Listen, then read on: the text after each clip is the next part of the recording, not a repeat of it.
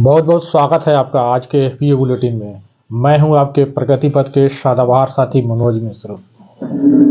आज़ादी के 70 साल बाद भी मुख्यतः कृषि व उस पर आधारित कार्यकलापों से जुड़ी देश की लगभग 90 करोड़ आबादी गांव में ही रहती है।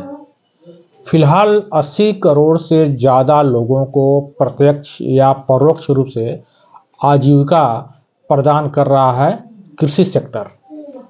आज भी देश की लगभग 45 से 50 करोड़ युवा आबादी को रोजगार प्रदान कर रहा है यह कृषि क्षेत्र।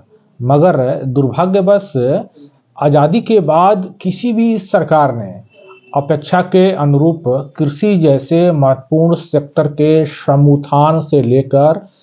समुत्थान को लेकर गंभीरतापूर्वक कार्य नहीं किया है। दरअसल कृषि उनकी कार्य योजना की प्राथमिकता सूची में थी ही नहीं। किसान भी एकजुट होकर इसके लिए कभी पूरी शिद्दत के साथ आंदोलित नहीं हो पाए। लिहाजा उद्योगों की तरह कृषि क्षेत्र में न तो गंभीर इनोवेशन हुए और न ही इस सेक्टर में भारी भरकम निवेश ही हो पाया। फलतः देश में अपेक्षा के अनुरूप विश्व स्तरीय कृषि इकोसिस्टम एवं भंडारण, प्रसंस्करण, विपणन इकाइयां आदि स्थापित नहीं हो पाई। करोड़ों लोगों के जीवन व जीविका से जुड़े इतने महत्वपूर्ण सेक्टर के लगातार इस कदर निर्दयतापूर्ण उपेक्षा का नतीजा यह हुआ कि भारतीय कृषि सेक्टर की उत्पादकता का जो औसत है वो वैश्विक उत्पादकता औसत से पिछड़ती चले गए। फिलहाल विकसित देशों की कृषि उत्पादकता से तुलना करना तो दूर की कौड़ी है। अपने पड़ोसी देश चीन की कृषि उत्पादकता के साथ तुलना करके देखेंगे तो आपको भारतीय कृषि उत्पादकता की दयनीय स्थिति भली भांति समझ में आ जाएगी। भारतीय भूभाग के लगभग 60% भूमि पर कृषि कार्य किया जाता है। कहने का मतलब ये है कि भारत और चीन लगभग 14 से 16 करोड़ हेक्टेयर भूमि में खेती करते हैं। यानी दोनों देशों की खेती का क्षेत्रफल लगभग एक समान है, मगर दोनों देशों की कृषि उत्पादकता में जमीन आसमान का अंतर है। आइए एक उदाहरण पर दृष्टिपात करते हैं।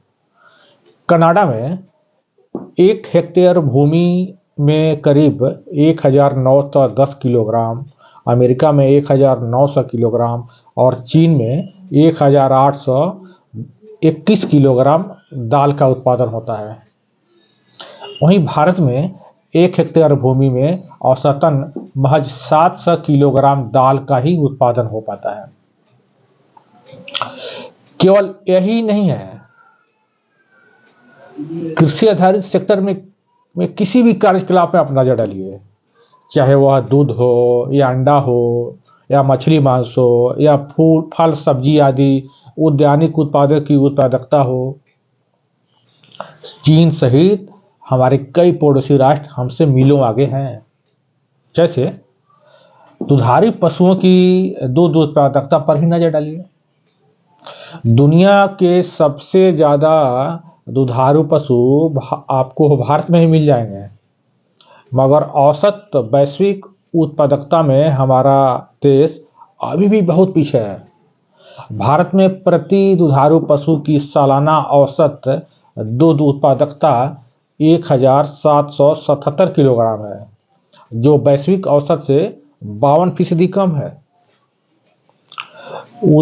उत्पादकता बढ़ाने के लिए कृषि क्षेत्र में बुनियादी अवसंरचनाओं का अपेक्षित निर्माण व सुविधाएं अभी तक पर्याप्त मात्रा में नहीं हो पाई है। जैसे आज भी देश का 42% खेतों में ही सिंचाई की सुविधा उपलब्ध है। पर्याप्त भंडारण क्षमता व कोल्ड चेन सिस्टम के अभाव में 35 से 40% सब्जियां व फल खराब हो जाते हैं। और उस पूरे एग्रीकल्चर सिनेरियो में जो सबसे भयानक भूल हुई है वह है कृषि कारोबार को ऑपरेट करने वाले मानव संसाधन को कौशल युक्त बनाने की अपेक्षित पहल न करना। हाल ही में जारी आर्थिक सर्वेक्षण में यह तथ्य उभर कर आया है कि देश की 65.3% कार्य करने वाली आबादी के पास कोई भी किसी भी क्षेत्र में कार्य करने की कोई दक्षता नहीं है। अब आप सहज ही अंदाजा लगा सकते हैं कि देश के नीति निर्माताओं ने करोड़ों कृषकों की कारोबारी भावनाओं और कृषि क्षेत्र की व्यापक संभावनाओं पर किस कदर कुठाराघात किया है। कृषि सेक्टर में सरकारों की इस भयंकर अनदेखी के परिणाम स्वरूप हमारे कृषि जनित उत्पादों की लागत काफी बढ़ जाती है, जिससे वैश्विक बाजार में कड़ी प्रतिस्पर्धा के कारण हमारे कृषि उत्पाद टिक नहीं पाते हैं। यदि आंकड़ों पर गौर करेंगे तो आप देखेंगे कि वैश्विक कृषि निर्यात में भारत की हिस्सेदारी अपेक्षाकृत काफी कम है। जैसे वर्ष 2023-24 में 354.74 मिलियन टन उद्यानिक उत्पादों का उत्पादन हुआ भारत में, मगर प्रसंस्कृत फलों सब्जियों का निर्यात महज 20,623 करोड़ रुपए का ही हो पाया। आप खुद सोचकर देखिए, यदि हमारी उत्पादकता वैश्विक स्तर की होती तो ट्रंप के टैरिफ वार का देश पर कोई असर नहीं पड़ता, शेयर बाजार भी इस तरह धड़ाम से नहीं गिरते, लाखों करोड़ों रुपए के नुकसान से देश बच जाता। अब वक्त आ गया है कि हमारी सरकारें पिछली गलतियों से सबक सीखें। सरकारें यह समझे कि कृषि करोड़ों भारतीयों के जीवन, आजीविका और देश की अर्थव्यवस्था का आधार स्तंभ है। कृषि की उत्पादकता बढ़ाने के लिए उत्पादकता क्रांति की शुरुआत करना अब वक्त का तकाजा है। किसानों को, किसान उत्पादक संगठनों को, कृषि सहकारी समितियों को, कृषि उद्यम आधारित क्लस्टरों व अनुभवी कृषि विशेषज्ञों सहित इस क्षेत्र में कार्यरत गैर सरकारी संगठनों के साथ मिलकर उत्पादकता क्रांति का आगाज करना अब समय की मांग है। उत्पादकता क्रांति का आगाज अब करना ही होगा। लैब टू लैंड को मूर्त रूप देना अब निहायत जरूरी हो चला है। कृषि क्षेत्र में गंभीर इनोवेशन, भारी भरकम निवेश, अत्याधुनिक तकनीक, कृषि यंत्रीकरण, कृषि उद्यम आधारित कौशल विकास प्रशिक्षण, भंडारण, प्रसंस्करण, विपणन आदि बुनियादी अवसंरचनाओं के पर्याप्त निर्माण, ससमय उन्नत व जलवायु अनुकूल अत्यधिक उत्पादकता वाले बीज, विशुद्ध खाद व पर्याप्त सिंचाई सुविधाओं की उपलब्धता, दृढ़ इच्छा शक्ति व समयानुकूल व आवश्यकता के अनुरूप कृषि जन्य नीतियों तथा प्रभावकारी कार्य योजना व उस पर पूरी शिद्दत से अनुपालन के जरिए उत्पादकता क्रांति को मूर्त रूप देना कोई टेढ़ी खीर नहीं है। यह अकट सत्य है कि कृषि में उत्पादकता क्रांति के बिना भारत वर्ष 2047 तक विकसित राष्ट्र बनने के मुकाम को हासिल नहीं कर सकता है।